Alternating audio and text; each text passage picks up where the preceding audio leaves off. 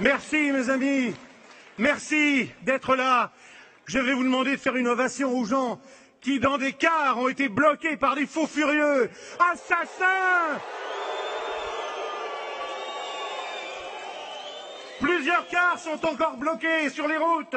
On nous empêche de vivre, on nous empêche d'être de bons militants. La démocratie est en danger. Je vous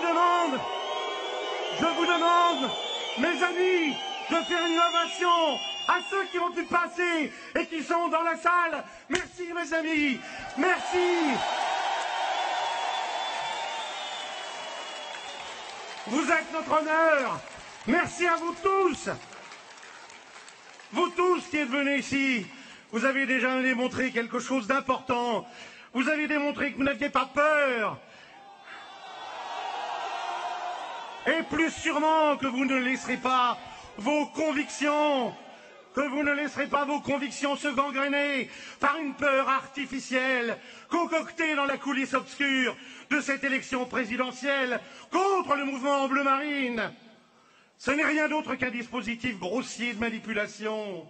C'est plutôt des agitateurs d'épouvantail sur le chemin des urnes dont les Français doivent se méfier. La société française est aujourd'hui divisée en deux camps, où s'opposent en réalité deux visions de l'avenir, deux conceptions inconciliables du rôle de l'État et deux perceptions de nos forces et de nos fragilités, tant collectives qu'individuelles. Par-delà les vieux clivages, j'observe d'un côté la grande majorité des Français qui estiment que la République a pour mission sacrée de les protéger, et c'est tout le cœur du projet de Marine. Face à une caste d'intellectuels bien nourris qui veulent les exposer à tous les vents mauvais et à leurs prévisibles conséquences. Ces vents mauvais qui soufflent depuis l'ouest du monde, de Wall Street à Bruxelles. Ces vents mauvais qui soufflent depuis l'Orient, charriant les détresses et les colères jusqu'à nos côtes. Protéger les Français ou les exposer, voilà l'enjeu.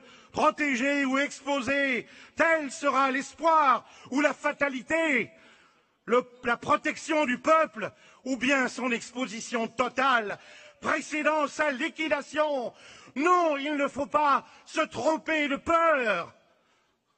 Au moment de faire leur choix, les électeurs devront s'interroger sur les intentions véritables de ceux qui fustigent notre désir de protection et l'associent à un cortège de catastrophes imaginaires. Durant cette campagne, nous devons arracher le masque des faux tragédiens et dénoncer les intérêts cyniques qu'ils servent secrètement. Nous devons radiographier les abcès des grands et des petits gagneurs de la mondialisation et les distinguer de la France qui souffre, de la France qui a tout à perdre et qui perdra tout, surtout si l'Europe s'obstine à attirer les orages sur nos têtes en mettant nos meubles sur le trottoir.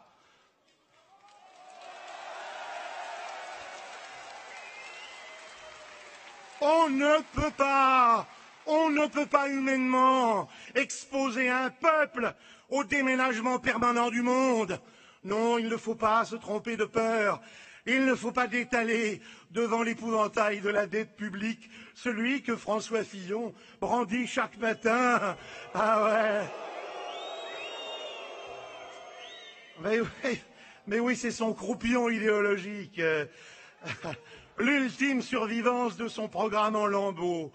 Fillon, ce notable méprisant et hautain qui, dans son livre Faire, culpabilisait les Français et sonnait la chasse aux assistés, comme jadis on aurait sonné la chasse à courre. Les surendettés doivent payer leurs dettes jusqu'au dernier sou. Voilà comment on raisonne chez les Thénardier de la Sarthe.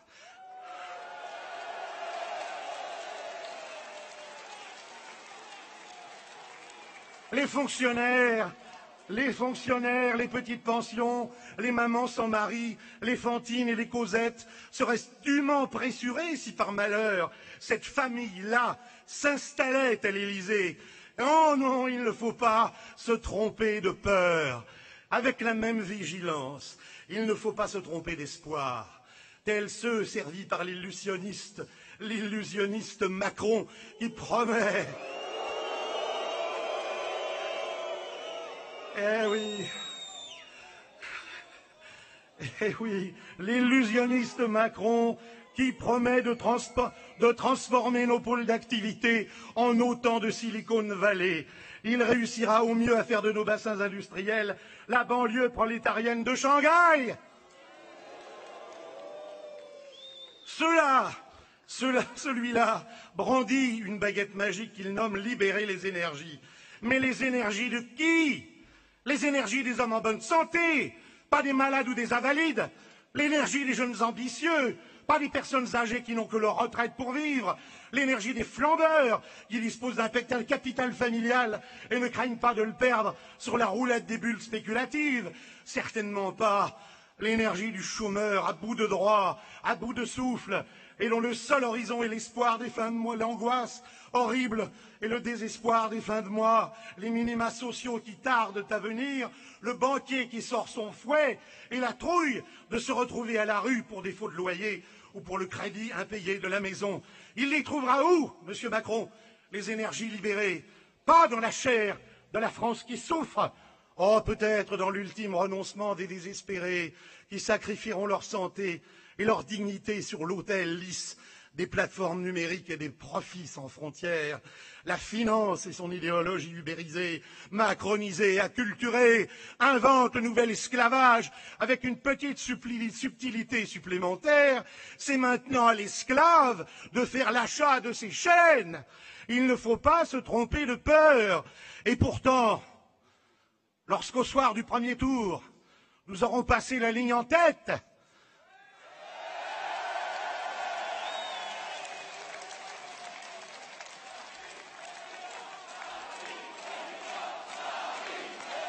vous les verrez. Vous les verrez. Vous les verrez tous. Vous les verrez tous, de Benoît Hamon à François Fillon, de Libé au Figaro, chausser le masque des tragédiens, brûler des bâtons de soufre et gratter les vieilles moisissures de la peur. Une fois encore, nous entendrons les vocalises fatiguées de la démocratie en danger, les divas de l'économie qui s'évanouissent à chaque hoquet des places financières, et les choristes aux disques rayés, sur le couplet de la patrie des droits de l'homme, la France est en danger. Mais pour préserver la France des droits de l'homme, il faudrait peut-être commencer par ne pas vendre sa patrie aux plus offrants.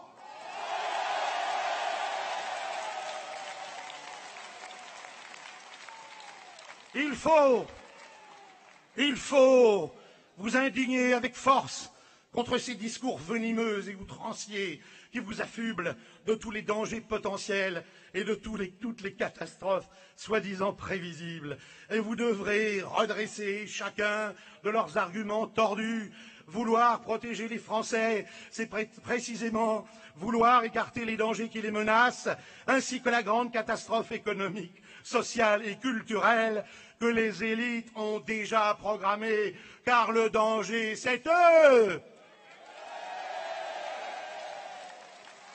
Et cela vaut aussi pour nos institutions républicaines. On nous annonce le chaos si Marine était élue. Ceux-là même qui ont dévoyé l'esprit de la Ve République, s'érichent en gardiens du temple et gesticulent autour du totem du général de Gaulle en hurlant au blasphème contre le fondateur de notre République. Mais ils oublient volontiers que ce n'est ni la mécanique des majorités, ni le choix d'un mode de scrutin, ni le nombre de députés qui ont déterminé la genèse de notre Constitution. La source de la Ve République, sa force, sa légitimité et sa pérennité reposent sur un socle monumental, le référendum. Pas moins de 3 référendums ont bâti et articulé nos institutions, et chaque fois que la France interrogea son destin sur une question essentielle, c'est par la voie référendaire que le peuple l'a tranché. Or, voilà 12 12 ans que les élites au pouvoir sont terrorisées par l'idée qu'une telle consultation susceptible de les balayer tous arrive. 12 ans que l'on méprise la vie du peuple sur leur destin européen car ils ont commis, les Français, une fois, la faute de répondre non. 12 ans que les technocrates embusqués décident de l'avenir des peuples et signent des traités internationaux au mépris des nations. 12 ans 12 ans que les députés des lobbies piétinent les intérêts vitaux de leur propre peuple. 12 ans qu'on ne veut surtout pas connaître votre opinion. Le référendum, c'est la sève qui irrigue et conditionne la vitalité de la Ve République, et c'est uniquement avec cette sève que nous pourrons enfin régénérer nos institutions exsangues. Jadis, certains craignaient ou espéraient Marine sans la République. Ceux-là ont disparu. Aujourd'hui, certains exigent la République, mais sans Marine, ceux-là seront désavoués, parce que les Français veulent et Marine et la République. Et j'ai la volonté de croire que se trouve réunie dans cette salle une belle et authentique expression de notre République, sa parfaite synthèse en fait. C'est pourquoi je me tourne de ce côté-là et je dis avec vous, Marine, la République vous appelle.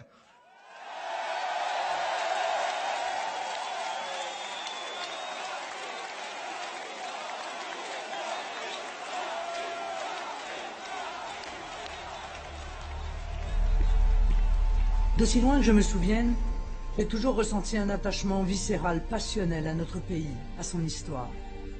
J'aime la France.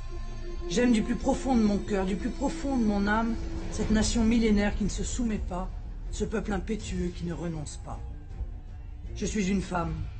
Et comme femme, je ressens comme une violence extrême les restrictions des libertés qui se multiplient dans tout notre pays à travers le développement du fondamentalisme islamiste. Je suis une mère. Et comme des millions de parents, je m'inquiète chaque jour de l'état du pays et du monde que nous laisserons en héritage à nos enfants. Je suis une avocate, et j'ai gardé de mes années de barreau un attachement profond au respect des libertés publiques et une sensibilité particulière au sort des victimes confrontées à l'impunité des criminels. Au fond, si je devais me définir, je crois que je répondrais tout simplement que je suis intensément, fièrement, fidèlement, évidemment française. Je reçois les insultes à la France comme si elles m'étaient adressées directement. Qu'il s'agisse de l'insécurité et des violences ou de la misère qui touche de trop nombreux compatriotes, je ressens les souffrances des Français comme autant de souffrances personnelles.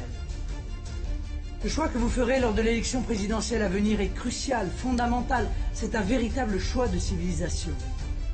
Soit vous continuez avec ceux qui ont menti, failli, trahi, qui ont égaré le peuple et perdu la France, soit vous décidez de remettre la France en ordre. Oui, je veux remettre la France en ordre. Je veux que les Français puissent vivre libres dans une France indépendante. Je veux que les Français puissent vivre en sécurité dans une France respectée. Je veux que les Français puissent vivre protégés dans une France prospère. Je veux que les Français puissent vivre unis dans une France fière. Je veux que les Français puissent bien vivre dans une France durable. Je veux que les Français puissent vivre leurs rêves dans une France juste. C'est tout le sens de mon engagement. C'est ce pourquoi je me bats. C'est le projet que je mettrai en œuvre à la tête de l'État, en votre nom, au nom du peuple.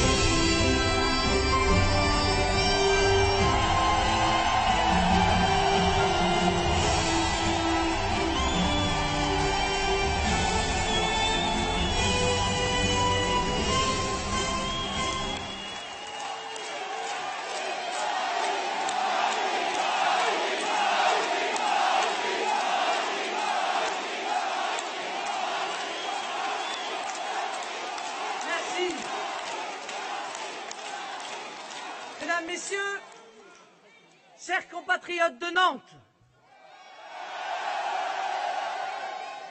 et chers compatriotes de métropole, d'outre-mer et de l'étranger qui m'écoutez, dans quelques semaines,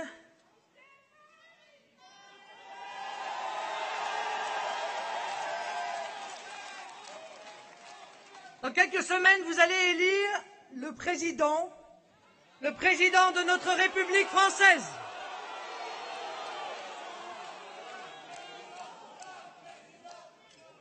Parce qu'elle émane du peuple, par la voie du suffrage universel direct, la présidence de la République est la clé de voûte de nos institutions. Toute notre vie politique en dépend.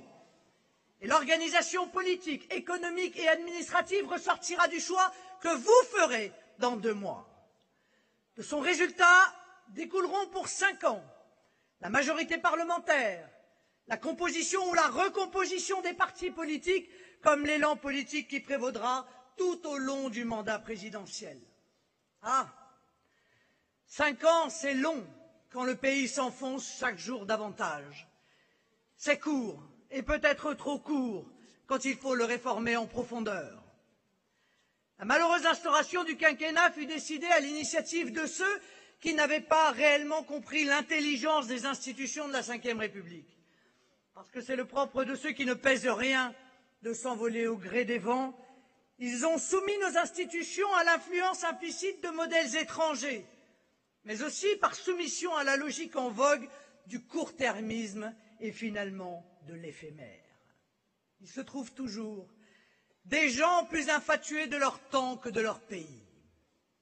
Le nomadisme présidentiel avec des présidents qui passent et qui lassent, l'asservissement du mandat présidentiel à des contraintes électoralistes, le souci narcissique propre aux politiciens de bas niveau a eu pour effet de rabaisser la fonction pour faire du président, et on l'a vu lors des derniers quinquennats, le simple chef politique d'une majorité présidentielle, le supérieur hiérarchique d'un collaborateur, ou pire, un indépassable président du Conseil général.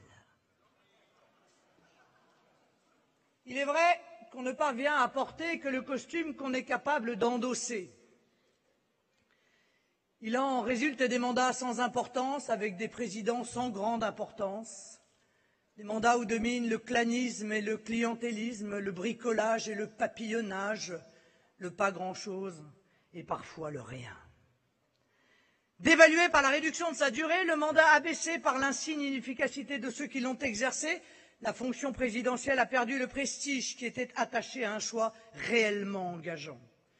Nous supprimerons le quinquennat pour un septennat non renouvelable qui donnera au président, avec la légitimité et le prestige de sa fonction, la durée, 7 ans, et dégager du souci de sa réélection la liberté d'esprit et d'action pour décider.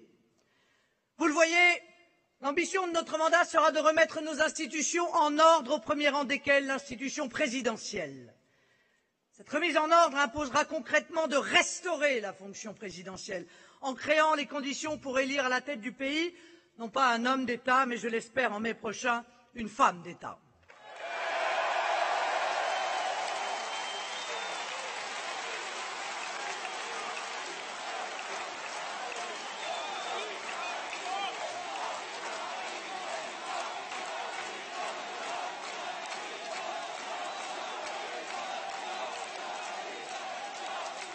Vous le voyez, mes amis, la tâche de reconstruction institutionnelle si essentielle pour redonner à l'action politique son efficacité est immense.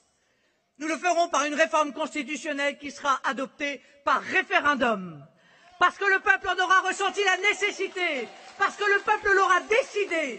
Nous la mettrons en œuvre.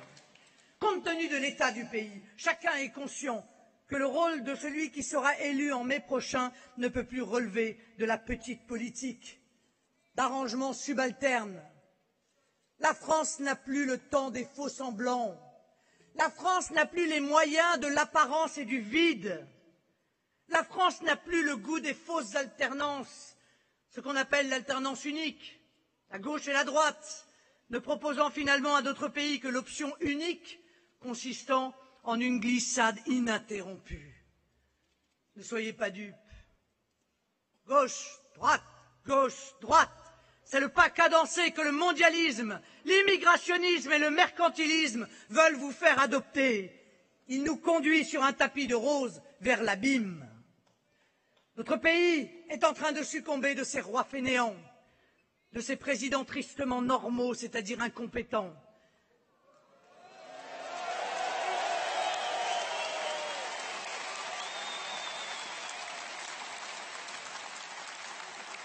Mais aussi de ces briseurs de rêves politiques qui ont tant de fois entraîné le peuple si généreux à s'enflammer dans des élans d'enthousiasme, élans que leur insuffisance, leur irrésolution ou même leur mépris des gens ont fini par s'aborder.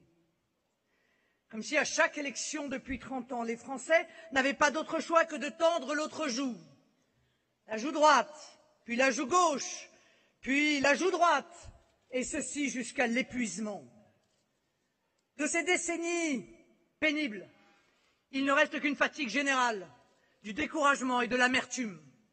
Regardez ces représentants de l'alternance unique. Ah, cette fois on a compris, on ne vous trahira pas, on ne reculera plus, on ne fera pas comme la dernière fois. J'ai changé.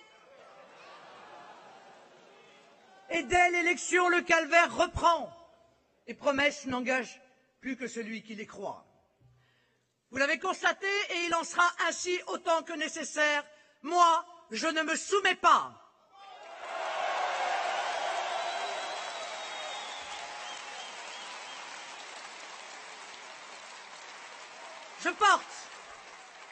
Je porte une résolution que rien n'intimide, une énergie que rien ne brise et une force qui me donne la foi dans mes convictions.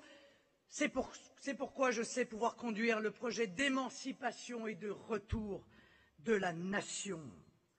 Je voudrais vous inciter à l'optimisme. Le projet que nous défendons est majoritaire. Oui, il est majoritaire. Sur tous les sujets relatifs à l'immigration ou à la sécurité, les Français sont d'accord avec nous jusqu'à 80%. Sur les autres thèmes, comme l'Europe, ils sont d'accord à plus de 50%. Pourtant, cette adhésion ne se traduit pas toujours encore en intention de vote. Notre victoire idéologique est largement acquise. On le voit, notre problème est moins de convaincre de la pertinence de nos analyses ou même de notre projet que de faire bouger les habitudes de vote. Je vous le dis, mes amis, c'est sous les cendres de vos illusions déçues que vous trouverez avec nous les étincelles de la flamme et de la lumière. Dans l'avant-propos du fil de l'épée, ouvrage où Charles de Gaulle livrait sa conception du chef, est citée cette phrase de Shakespeare: « Être grand, c'est soutenir une grande querelle ». Notre projet est beau. Il appelle notre peuple à l'unité et à la solidarité. Il convie chacun d'entre vous à la mobilisation et à l'action. Et il appelle notre pays à s'élever pour retrouver son rang, sa fierté, sa dignité, sa grandeur. Je veux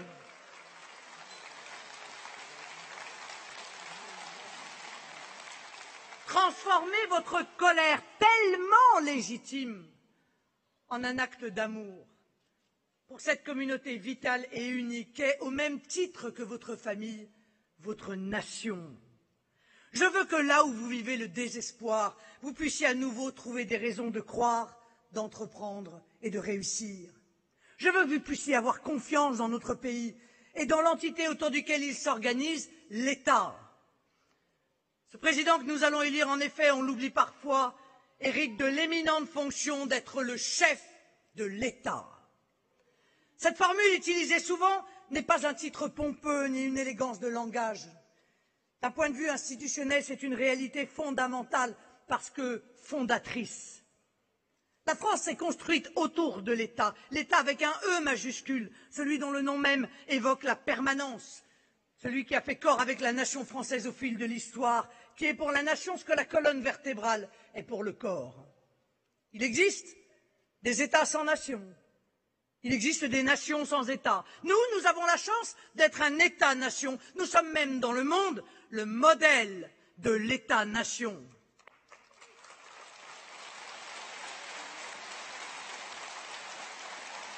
Aujourd'hui, Certains voudraient faire disparaître et l'une et l'autre, la nation et l'État. Nous sommes les défenseurs de l'une et de l'autre, parce que sans État, il n'y a plus de nation. C'est pourquoi nous croyons au rôle éminent du chef de l'État, c'est pourquoi sa personnalité est importante. C'est cela aussi qui fait l'importance de cette élection présidentielle. Celui ou celle qui sera chef de l'État.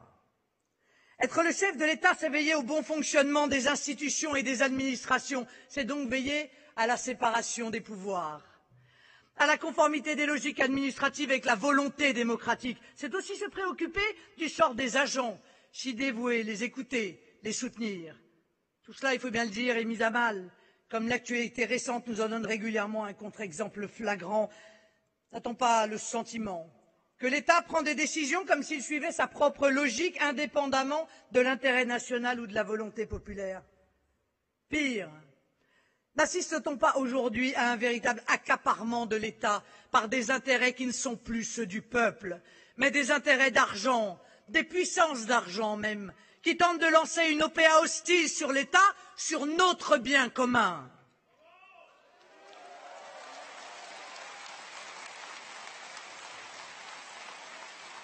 Les forces de l'argent n'ont fait que gagner en puissance sous François Hollande, avançant peut-être plus sournoisement qu'auparavant, mais elles tentent de prendre un pouvoir total. L'Union européenne est le cheval de Troie de ces puissances. C'est par Bruxelles et par Francfort qu'elles exercent leur influence maximale. Arrêtez-vous un instant avec moi, par exemple, sur ce traité funeste signé récemment avec le Canada, le CETA. Alors, lui, il a été entièrement construit sous l'influence des lobbies, des multinationales, qui gagneront tout quand le peuple perdra tout. Mais les puissances d'argent ont aussi besoin de relais solides à la tête de l'État. Et mes deux opposants principaux dans cette campagne symbolisent mieux que quiconque cette volonté jamais avouée mais bien réelle de mettre l'État au pas. Les amitiés, les relations passées, la carrière de mes concurrents. Pour qui prend le temps de lire leur biographie, de se renseigner sur leur fréquentation, il devient évident que ces gens ne sont pas libres, qu'ils sont tenus par des intérêts tout à fait étanches aux intérêts du peuple. L'un est le candidat des assurances, l'autre des banques et des médias.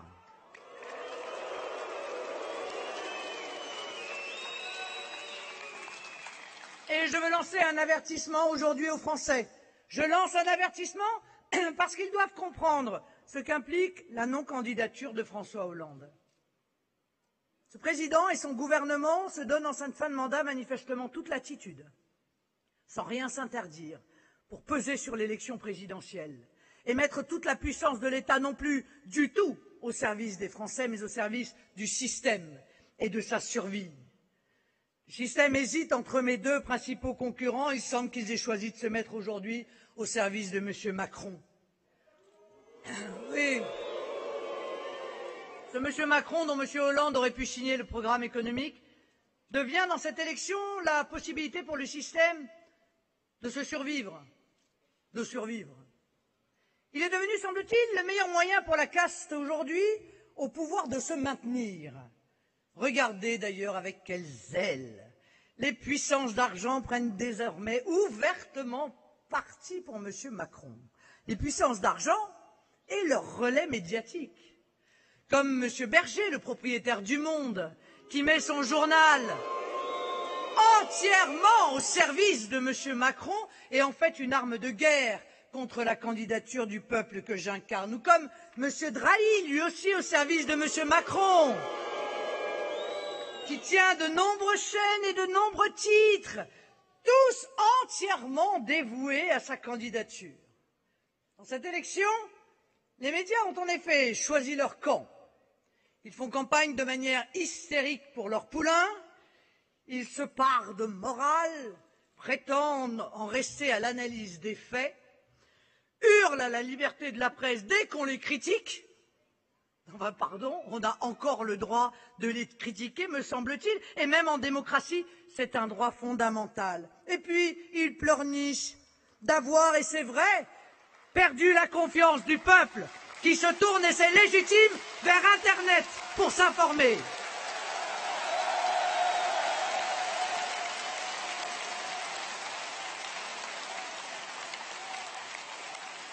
Alors,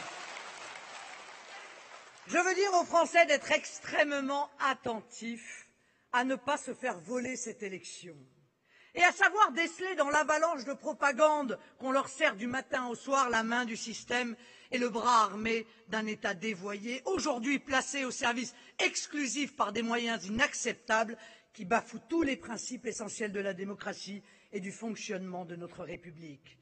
Puisqu'il n'a plus de compte à rendre à personne en ne se présentant plus, Monsieur Hollande, avec l'aide de Monsieur Cazeneuve, évident nouveau soutien de Monsieur Macron, Monsieur Cazeneuve qui vient d'ailleurs d'annoncer ce matin qu'il entrait en guerre contre le Front National, ces deux-là ne semblent plus avoir aucune limite. L'État étant dévoyé, tout dysfonctionne aujourd'hui dans la vie publique de notre pays. D'ailleurs, n'a-t-on pas l'impression d'un grand dysfonctionnement, voire d'une dérive inquiétante, quand le syndicat de la magistrature affiche sur ce qu'il appelle le mur des cons, des justiciables, des partis politiques et même des parents de victimes qu'il désigne comme ses ennemis idéologiques. Ou quand il appelle, comme il l'a fait il y a quelques jours, à rejoindre les rangs des racailles et des casseurs d'extrême gauche pour manifester contre la police.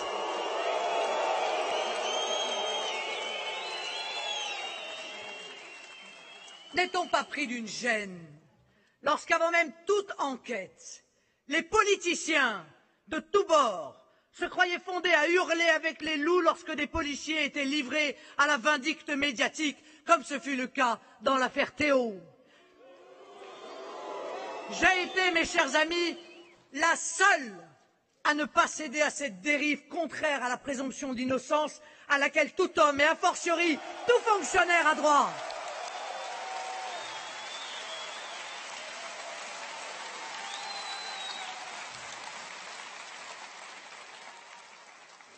Être chef de l'État, c'est représenter l'État avec sobriété et prestance. C'est avoir toujours à l'esprit que le chef de l'État ne s'appartient plus, qu'au-delà de sa personne, il incarne une fonction dont il doit se montrer digne. Et ce n'est pas inutile de le rappeler après ces 2 quinquennats. Qu'il est comptable de sa conduite personnelle, de ses propos, du respect qu'il doit à tous, de son éthique ou de sa dévotion au bien public. Il ne peut y avoir d'État solide si son chef n'est pas lui-même insensible aux sirènes de l'argent, à la pression des puissants ou aux féodalités, notamment financières. On s'interroge, mes chers amis, sur la nomination d'un ancien président de la République au conseil d'administration d'un grand groupe hôtelier détenu en partie par le Qatar. On est en droit de se demander comment l'un des candidats peut se présenter à cette élection présidentielle avec une quelconque crédibilité quand il affiche sans douter de rien ses liens avec le lobby des mutuelles, au point de vouloir faire de M. De Castres son ministre de l'économie, qui serait en charge de la privatisation de la sécurité sociale. Pourquoi ce même candidat refuse-t-il de révéler le nom des clients de ces conférences, des conférences peut-être intéressantes pour son auditoire, mais surtout pour l'orateur lui-même, si l'on en juge par le chiffre d'affaires amassé? Ce conférencier grassement payé aurait-il quelque chose à cacher? Quelques clients inavouables, quelques amitiés secrètes qu'il serait impératif de taire, de peur que se révèlent des conflits d'intérêts ou des trafics d'influence qui ruineraient une image pourtant si classique.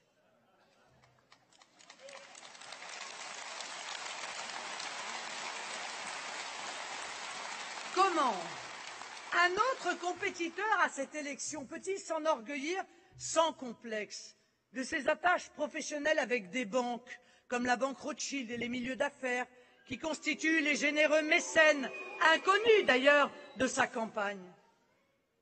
Comment croire à la liberté de la presse Lorsque des grands patrons de groupes de médias, comme M. Drahi, dont je vous ai parlé tout à l'heure, ont bénéficié de coups de main directs dans le rachat d'une entreprise comme SFR et font du coup outrageusement campagne pour leurs bienfaiteurs. Être chef de l'État, c'est s'assurer enfin des moyens d'intervention de la fonction publique, c'est encourager ces adaptations nécessaires, d'engager son indispensable et permanente modernisation. Et de cela, on constate chaque jour la carence dramatique, irresponsable et parfois même criminelle. Alors prenons un exemple. Dans les domaines qui touchent à la sécurité des citoyens, police, justice, armée, la France consacrait 6,5% de son PIB en 1960, 4,5% de son PIB en 1990 et aujourd'hui seulement 2,8%. Cette dégringolade de l'engagement public dans le domaine essentiel qu'est la sécurité intérieure et extérieure de la France illustre bien l'esprit de démission de nos prétendues élites.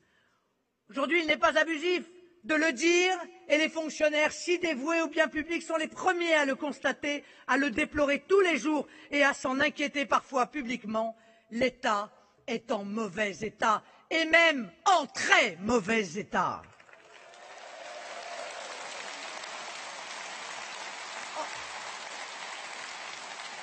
Et je ne vous parlerai même pas de la dégradation des services publics, de la désertification administrative de nos territoires, de l'effondrement des investissements publics, du tassement de la situation professionnelle des agents. Je ne parlerai pas de l'état des autoroutes, dont l'entretien dépend encore de l'État, de la dilapidation du patrimoine immobilier de l'État, comme ses casernes, ses hôpitaux, ses hippodromes ou ses autoroutes à péage. Les témoignages visibles de l'effondrement de l'État, nous les avons devant les yeux, au fur et à mesure que les pans de l'édifice s'écroulent. Sur le fond, nous assistons à un dévoiement total, à une décomposition peut-être programmée de la part de ceux qui professent que l'État est l'ennemi et se servent cyniquement des exigences austéritaires de l'Union européenne pour arriver à leur fin. C'est quoi leur fin? C'est déposséder les Français de leur État pour le livrer aux appétits voraces du privé. Celui-ci ayant évidemment l'objectif de s'en accaparer les activités rentables afin de laisser à un État croupion et en faillite le soin d'assumer ce qu'il en reste. L'histoire de France, mes chers amis, c'est 15 siècles de lutte contre les féodalités, contre les factions, contre les oligarchies. La monarchie n'a eu de cesse, notamment avec Richelieu, de mettre au pas une aristocratie arrogante, séditieuse et internationaliste. La Révolution, l'Empire, puis la République ont poursuivi cette construction ingénieuse, méthodique et lente. Mais nous le savons, ce bras de fer entre l'État et les féodalités ne s'arrête jamais. Dès que l'État faiblit, on le voit aujourd'hui dans les banlieues, avec les caïds arrogants et triomphants de cité, où les soldats de l'islam politique, il se trouve des mafias pour s'arroger l'exercice du pouvoir et asservir les habitants. On le constate, dès que l'État faiblit, il est remplacé par d'autres autorités qui n'ont de légitimité que la force. Cet affaiblissement de l'État, cette dépréciation de son autorité ouvre en effet la voie à d'autres formes de pouvoir qui disloquent notre nation. L'islamisme, qui par ses provocations incessantes et son communautarisme militant vient remettre en cause nos valeurs, notre pacte républicain, notre unité nationale.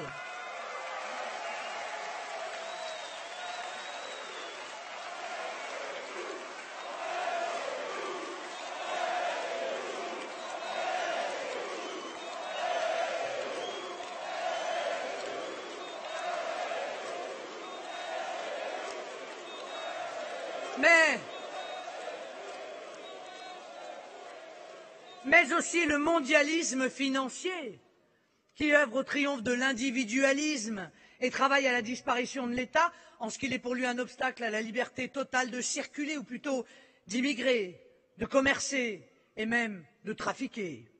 C'est ainsi que l'Union européenne a enchaîné notre pays et que nous n'avons plus aujourd'hui aucune indépendance.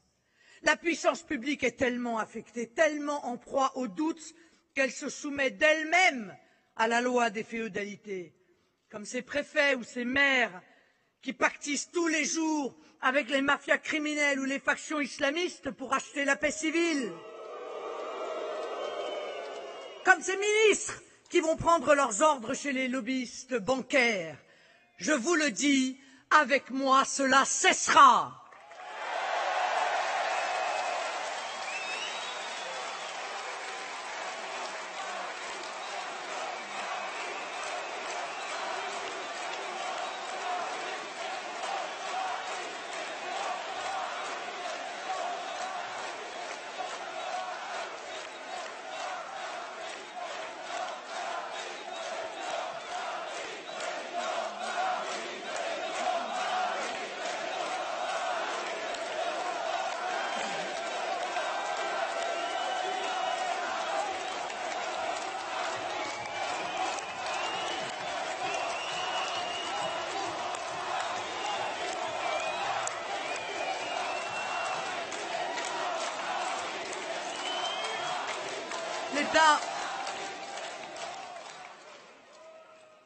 L'État, mes chers compatriotes, votre bien commun.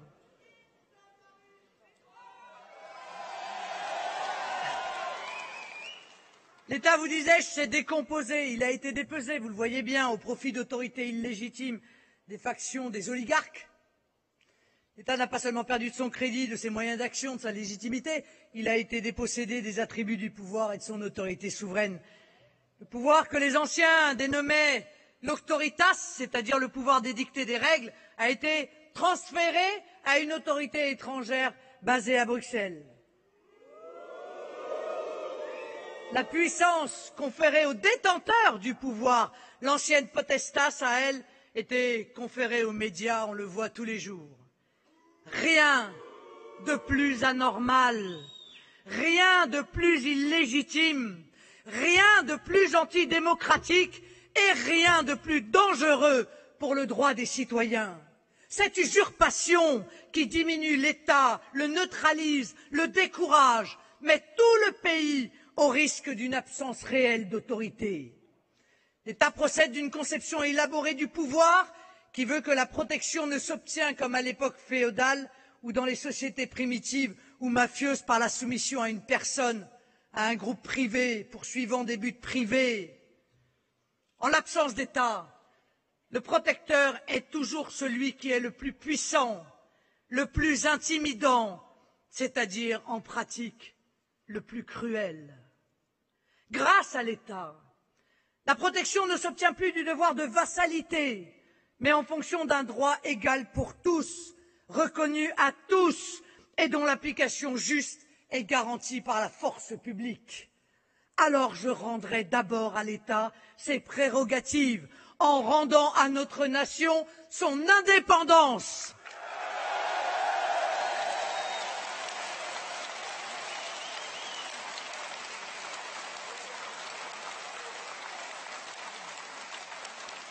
L'État que nous restaurerons sera un État neutre et par extension un État impartial.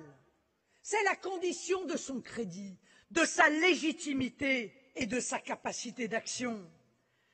La neutralité politique sera garantie à tous les agents et aura pour contrepartie l'exigence d'un strict et salutaire devoir de réserve dans l'exercice de leurs fonctions.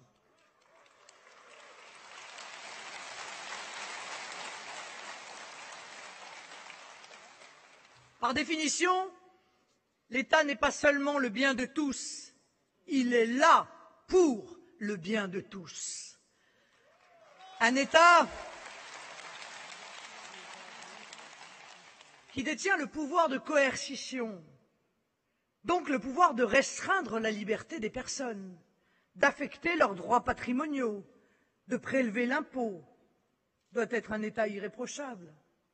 Et justement parce qu'il dispose de ces pouvoirs exorbitants, il doit être le garant des libertés publiques, des libertés individuelles, en clair de toutes les libertés dont peuvent jouir les citoyens dans une république démocratique.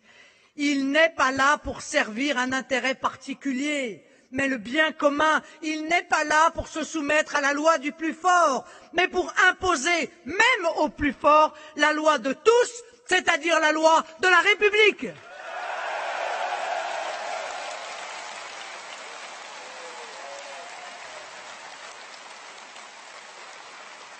Il n'est pas là pour ne pas voir, mais pour intervenir si le droit l'exige. Il n'est pas là pour brimer, mais pour administrer conformément à la loi de la majorité, c'est-à-dire conformément à la volonté du peuple. Je veux dire publiquement, ici, aux fonctionnaires, à qui un personnel politique aux abois demande d'utiliser les pouvoirs d'État pour surveiller les opposants, ou organiser à leur encontre des persécutions, des coups tordus ou des cabales d'État, de se garder de participer à de telles dérives. Dans quelques semaines, ce pouvoir politique, qui n'a plus rien à perdre ni de compte à rendre, aura été balayé par l'élection. Mais ces fonctionnaires, eux, devront assumer le poids de ces méthodes illégales, car elles sont totalement illégales. Et ils mettent en jeu leurs propres responsabilités. L'État que nous voulons sera patriote. L'État ne peut plus, comme il le fait depuis des décennies, agir contre la nation et la République. Le laisser-aller en matière de gestion des flux migratoires, légaux comme illégaux, aboutit à la submersion de notre pays et la déstabilisation de parties entières du territoire. Mayotte, comme la Guyane où j'ai effectué un voyage, comme Calais où je me suis rendu encore récemment, sont sur les méfaits de l'immigration incontrôlée et de la carence de l'État des exemples éloquents, ou devrais-je dire inquiétants.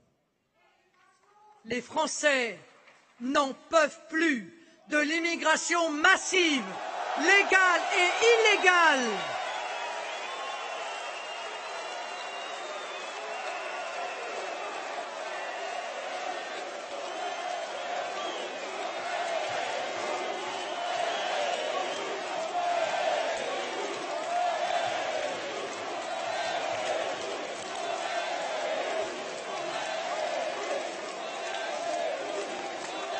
Immigration incontrôlée sous tous les gouvernements qui se sont succédés depuis des décennies. Les Français ont-ils conscience que l'Union européenne prévoit pour les États qui n'accepteraient pas de migrants de lourdes amendes? Ont-ils conscience du niveau de soumission auquel, même en cette matière fondamentale qu'est l'immigration et la maîtrise des flux de personnes sur le territoire national, l'État ne peut aujourd'hui plus rien? Savent-ils que le président de France Terre d'Asile, association qui milite pour encore plus d'immigration et pour donner encore plus de droits à ceux qui veulent venir, vient de rejoindre M. Macron?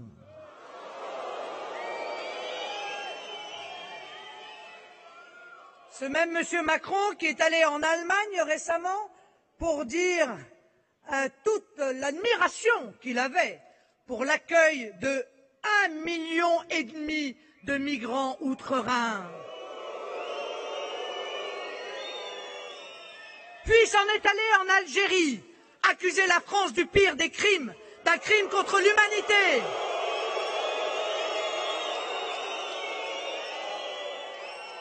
Probablement afin de justifier l'autoroute migratoire qu'il veut instaurer entre Alger et Paris. La non-application des lois qui autorisent, laissent perdurer ou encouragent la constitution de zones de non-droit n'est plus davantage admissible. Chaque fonctionnaire, et notamment la haute fonction publique, devra avoir à cœur l'intérêt national, l'attachement à la France et à ses valeurs, La connaissance de notre histoire nationale et de la culture française seront des critères de sélection importants dans les écoles d'administration.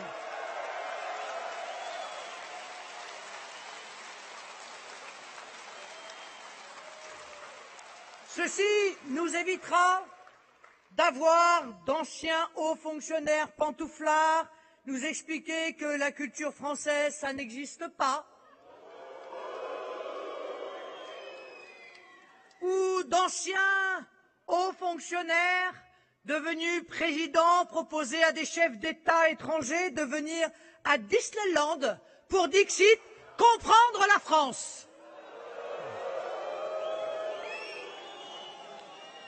Alors, nous le disons et nous l'assumons, la haute fonction publique se doit aussi d'être patriote. L'État n'a de sens que parce qu'il sert la nation, que s'il est au service de la France et des Français. Les services administratifs doivent avoir conscience qu'ils ne sont pas là pour entraver les entreprises, mais pour les accompagner, c'est-à-dire servir l'intérêt économique du pays.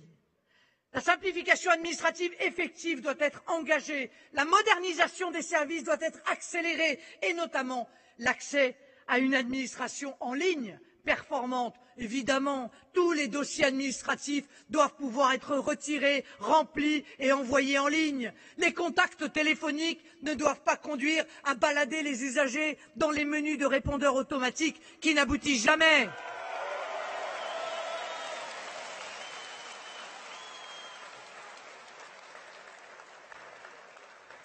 Les économies, eh bien ces économies sont à trouver dans les réorganisations, la formation et la modernisation des moyens. Un État patriote, c'est aussi un État stratège. Lorsqu'on parle d'État stratège, certains crient à la dérive soviétoïde. Mais notre modèle est celui de la France, celui de Colbert. La France est un pays d'ingénieurs et de chercheurs. Lorsque la France décide de se lancer dans les télécommunications, c'est l'État qui crée France Télécom, qui la développe, la fait vivre et prospérer pour en faire un acteur mondial. En 2004, elle deviendra une société privée française. Il y a fort à parier qu'aux États-Unis, la même aventure aurait commencé dans un garage. On le voit à travers cet exemple. Les Français sont créatifs, inventifs, mais par culture, ils ont besoin de l'État pour structurer leur action. Le général de Gaulle disait « En France, sans l'État, ça merdoie ». Il avait raison.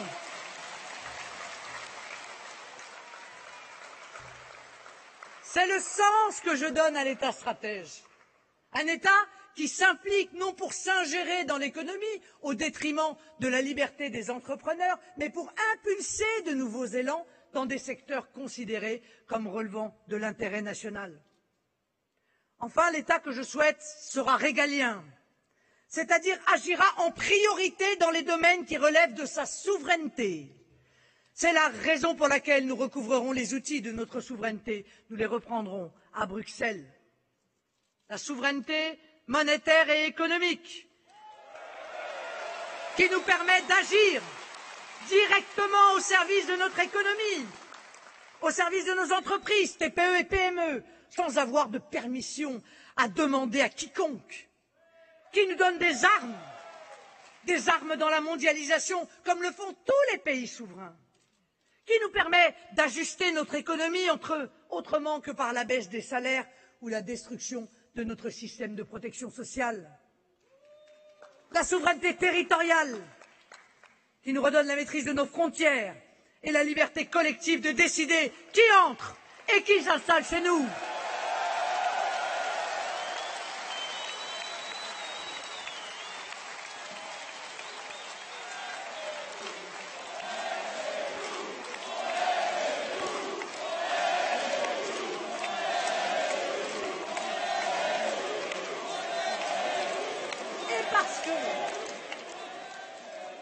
Parce que nous sommes chez nous.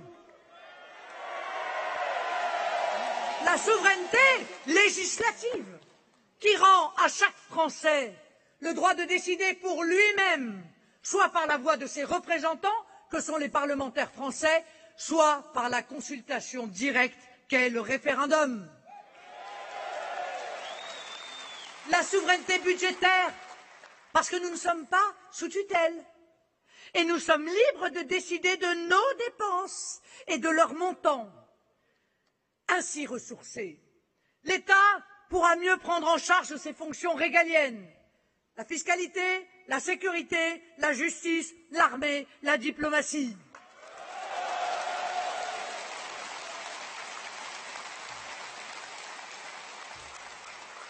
La fiscalité, c'est le bras armé de l'État. Beaucoup considèrent la fiscalité comme une fin et généralement avec un objectif punitif. Pour eux, la fiscalité exprime des choix idéologiques qui se suffisent à eux-mêmes. C'est ainsi qu'ils sont capables d'inventer des impôts qui ne rapportent rien, mais qui satisfont leur petite aigreur ou leur jalousie envers telle ou telle catégorie de la population. Notre conception est plus saine et plus efficace. Elle tient en 3 points. L'impôt est ce que paye le citoyen pour un service. Le meilleur service possible doit lui être rendu au meilleur coût. Et c'est pourquoi nous mettrons en place une évaluation rigoureuse des politiques publiques. La répartition de l'impôt doit être équitable. Notre projet est un projet d'équilibre. Il établit une grande justice fiscale, notamment au profit des familles, des classes populaires et de la classe moyenne, mais aussi des très petites entreprises et des petites et moyennes entreprises.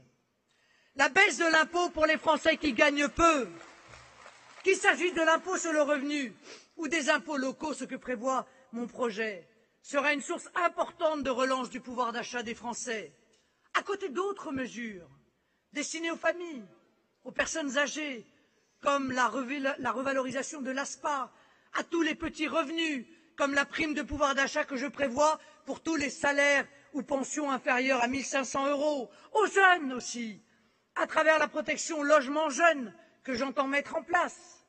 À côté de cela, les autres candidats prévoient d'augmenter la TVA ou la CSG, c'est-à-dire les impôts les plus injustes.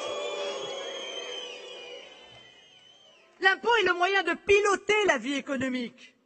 Nous utiliserons l'impôt comme une arme fiscale pour dissuader les délocalisations et favoriser les comportements vertueux que sont les productions françaises, la recherche, l'investissement, l'innovation et les exportations. Écoutez, je ne peux pas m'empêcher de vous donner comme exemple l'exemple de Whirlpool. Si cette entreprise décide de fermer son usine rentable pour aller fabriquer en Pologne des produits ensuite revendus aux Français, eh bien, elle verra ces mêmes produits frappés d'une taxe de 35% à l'importation.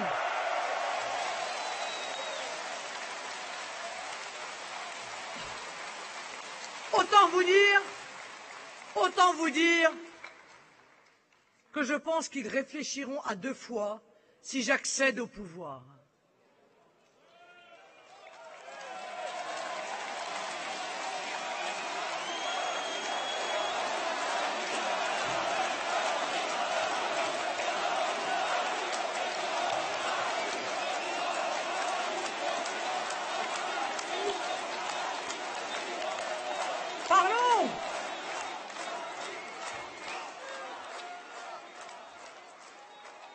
Parlons un peu, mes chers amis,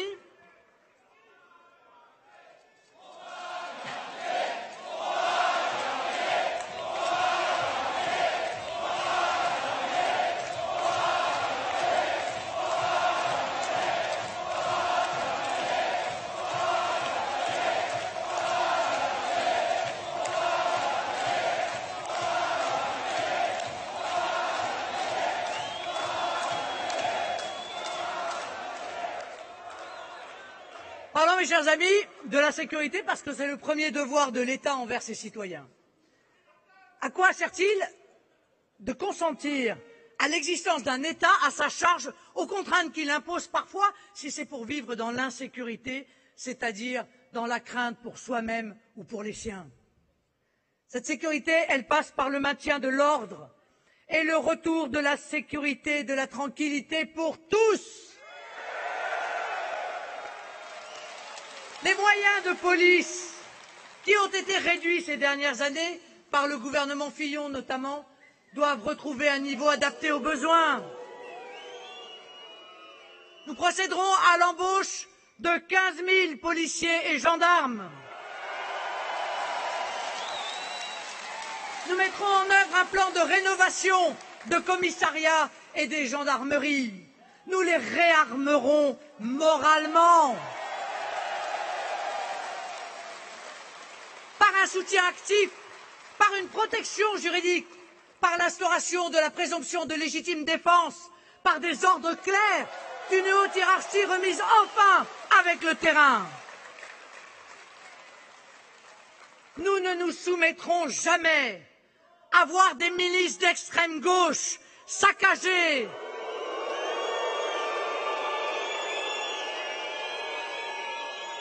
brûlées et attenter à l'intégrité physique de nos policiers, comme hier encore à Nantes, avec la complicité plus ou moins évidente du gouvernement.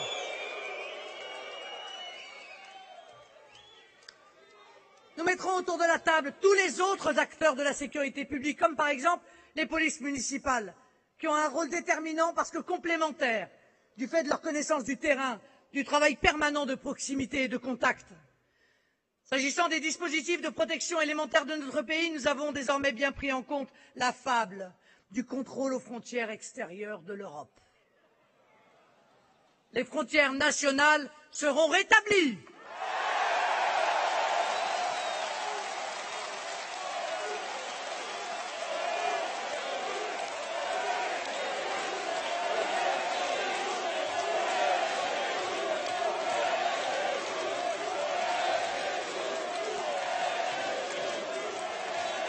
Et je ne veux pas entendre les pleurnicheries de la classe politique. Ah mais comment on va faire? Il n'y a pas assez de monde. Eh bien, le corps des douanes sera doté des moyens en personnel nécessaires. Ne vous en inquiétez pas. Et puis, les accords nécessaires aussi seront conclus avec les pays d'origine pour le retour des clandestins. Nos adversaires prétendent reconduire des étrangers irréguliers, je cite, à la frontière, une frontière qu'ils ont supprimée. Moi, je vous garantis que nous reconduirons les étrangers illégaux derrière une frontière qui existera vraiment.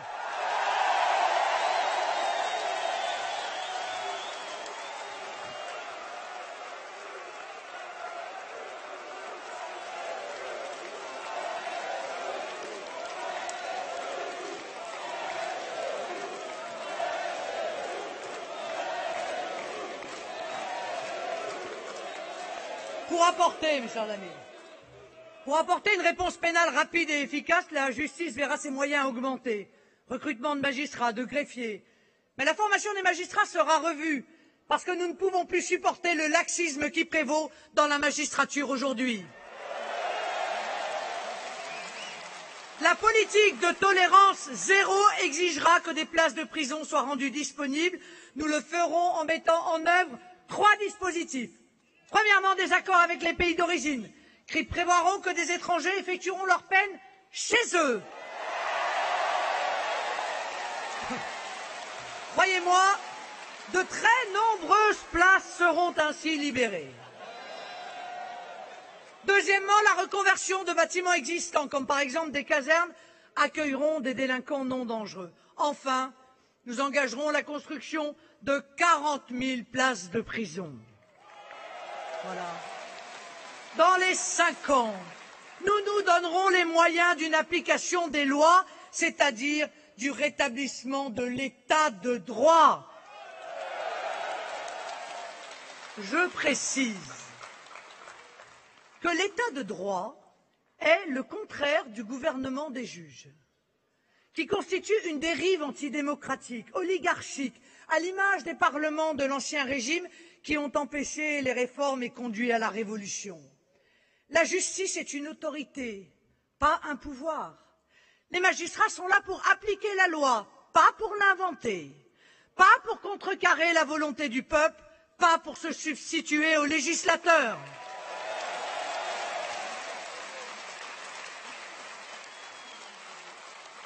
Une fonction publique ne peut pas autoriser son titulaire à usurper un pouvoir. Si un magistrat souhaite changer la loi parce qu'elle ne lui conviendrait pas, c'est simple.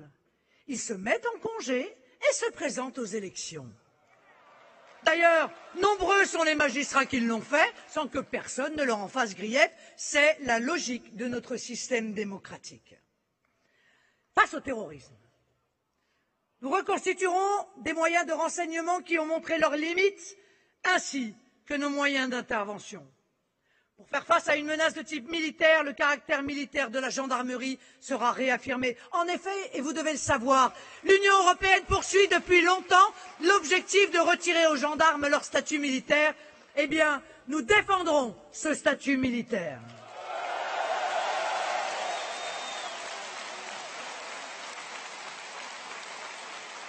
Contrairement à ce qui se passe aujourd'hui, le fichage S sera suivi des faits.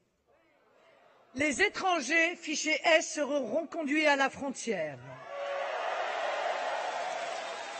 Les binationaux fichés S seront jugés et déchus de leur nationalité et renvoyés dans leur pays.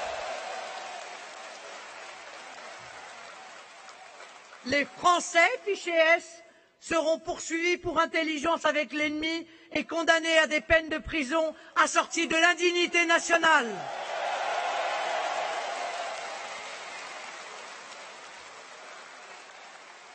Ceci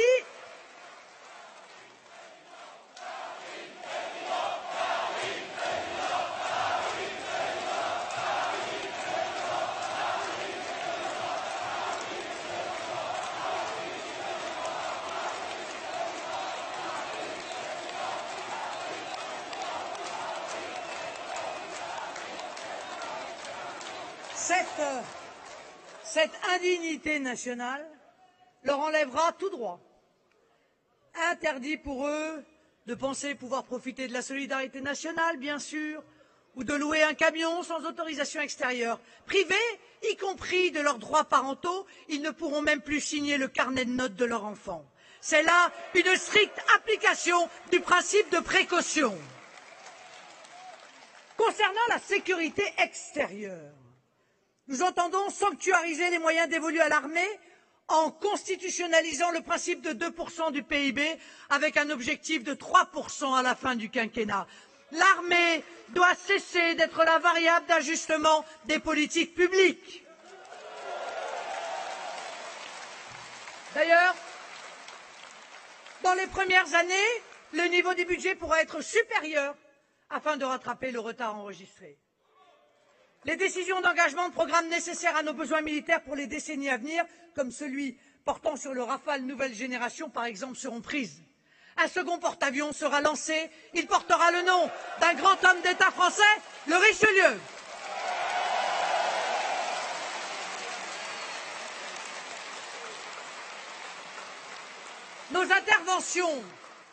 Nos interventions extérieures s'inscriront exclusivement dans le cadre de la défense de nos intérêts. Nous ne ferons plus de guerres qui ne sont pas les nôtres. Notre diplomatie et notre coopération avec les États engagés contre nos ennemis terroristes se mettra en cohérence avec les objectifs militaires que nous nous sommes fixés. Nous nous réarmerons sans complexe et massivement, mais pour assurer notre sécurité.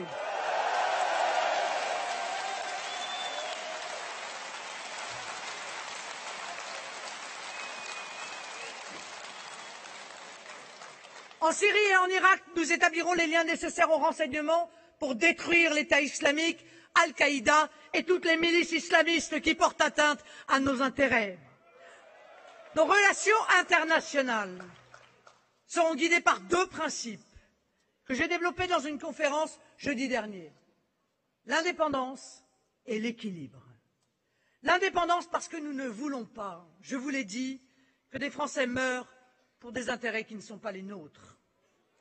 Cette indépendance que je réclame pour notre pays s'appelle à l'égard des autres pays la non-ingérence, c'est-à-dire le droit légitime de tout pays à disposer de lui-même. Nous romprons avec la diplomatie moralisatrice et nous sortirons du commandement intégré de l'OTAN.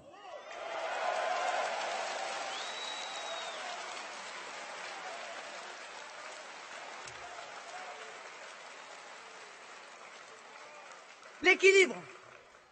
L'équilibre parce que la France est attendue par le monde pour sa tempérance, son esprit de dialogue, sa compréhension des spécificités des autres peuples. Dans le regard des peuples du monde, nous sommes la voix des peuples sans voix, la voix des nations opprimées. Si la France doit être grande, c'est aussi pour les autres. Dans le monde qui change, qui voit partout émerger la renaissance des peuples, nous sommes les mieux à même de parler au monde et aux grandes puissances. Ce sont aujourd'hui nos adversaires, encombrés par une conception dépassée du monde, qui sont isolés. Comment l'européiste forcené Emmanuel Macron peut-il espérer parler en étant compris avec la Grande-Bretagne du Brexit, avec l'Italie qui vient de dire non à l'Union européenne par référendum, avec les Pays-Bas qui s'apprêtent à une victoire des nationaux de mon ami Geert Wilders, avec la Hongrie d'Orban, ou avec l'Autriche où le Parti de la Liberté est aux portes du pouvoir. Comment M. Fillon, qui se présente comme l'anti-Trump, avec un positionnement anti-protectionniste et libre-échangiste, peut-il être en mesure de parler avec l'Amérique? Je dis aux Français, regardez le monde, il est en train de changer sous nos yeux. Dans ce monde nouveau qui émerge, c'est moi qui suis la mieux placée pour parler au nom de la France, en ayant une chance d'être comprise et entendue.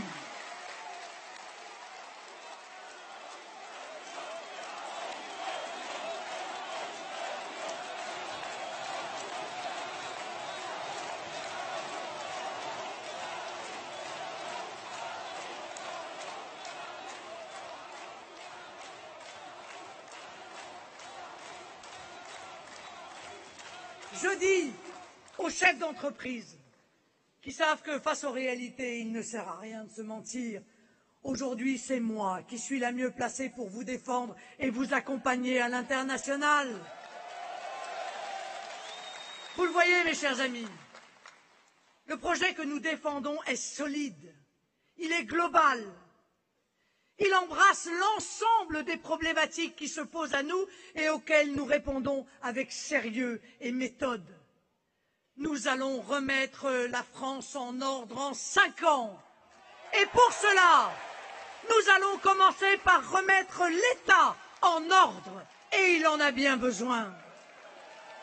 Notre projet est en phase avec le monde nouveau. Celui dans lequel nous entrons, il entre en résonance avec le grand mouvement planétaire qui voit le réveil des peuples, le retour des frontières protectrices, le retour des fiertés nationales. Mais surtout, mes chers amis, il est fondé sur un constat un peu triste. Ce qui caractérise nos adversaires, c'est qu'ils ne croient plus en la France. Nous sommes d'irréductibles optimistes. Nous croyons en la France. Nous croyons dans son génie. Nous croyons que seule la France peut relever la France. Nous croyons que les valeurs qui l'ont fondée, que la nation qui s'est constituée autour de l'État sont les garants de notre grandeur, de notre prospérité, de la solidarité qui unit tous les Français. Et nous croyons que nous, Français, nous sommes les murs porteurs de la Maison France. Ce beau message d'amour, ce témoignage de fidélité à ce que nous sommes et de foi dans l'avenir, je vous demande de le porter avec moi. Il nous reste 2 mois. La victoire est là, au bout du chemin. Soyez forts, soyez déterminés. En résumé, soyez français. En avant, vive la République, vive la France.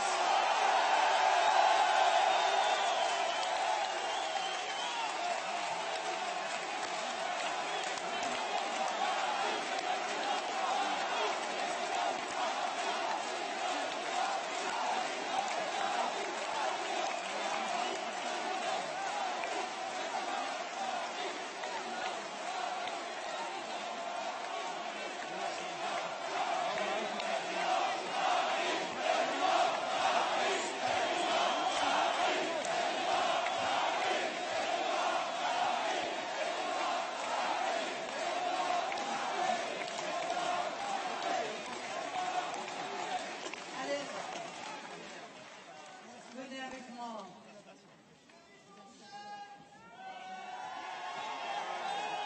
Moi que je ne vous aime.